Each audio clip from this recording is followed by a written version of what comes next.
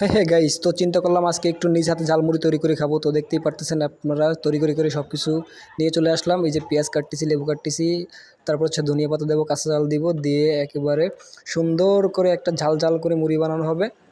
তো এখানে বাকি সব কিছুই আমি নিয়ে আসছি, চানাচুর মুড়ি এগুলো সব কিছু অভ্যাস আছে। তো আগে চিন্তা করলাম কাটাকাটি পর্বটা সেরে নিই, তারপরে করতেছিলাম কাটাকাটি। তো কাটাকাটি করার পরে আমরা এখানে মুড়িটা মাখাবো, মাখানোর পরে সুন্দর করে খাবো। তো গাইস, আপনারা যদি চান আমার সাথে আপনারা মুড়ি খাওয়া শুরু করে দেবেন, তো চলে আসেন গাইস, আর দেরি কেন, চলে আসেন আমার পরিবারে যুক্ত হয়ে যান, এসে গরম গরম ঝালমুড়ি খেয়ে যান। এই শীতে ঝালমুড়ি কার না ভালো লাগে বলেন। দেখতে পাচ্ছেন কাটাকাটি ঝামেলা শেষ, এখন হচ্ছে আমি মুড়িটা মাখানোর পর্ব। তো হচ্ছে চানাচুরটা কেটে নিই, কুট করে চানাচুরটা কেটে নিলাম, কেটে নেওয়ার পরে হচ্ছে দুটো প্যাকেটই দিয়ে দিই, 2 প্যাকেট দেওয়ার শেষে তারপর হচ্ছে মুড়িটা দিব। মুড়িটা দেওয়ার পরে হচ্ছে লাগবে একটু সরিষার তেল, একটু সরিষার তেলটা দেওয়া, তো একটু সরিষার তেলটা দিয়ে নিলাম। তো একটু সরিষার তেল দেওয়ার পরে এরপরে দিয়ে দেবো হচ্ছে মুড়িটা। তো গাইজ একটু লবণও দিয়ে নেই, তাহলে হচ্ছে লবণটা দিলে একটু স্বাদটা বেশি বাড়বে। তো গাইজ দেখতেই পারতেছেন মুড়িটা দিয়ে দিলাম।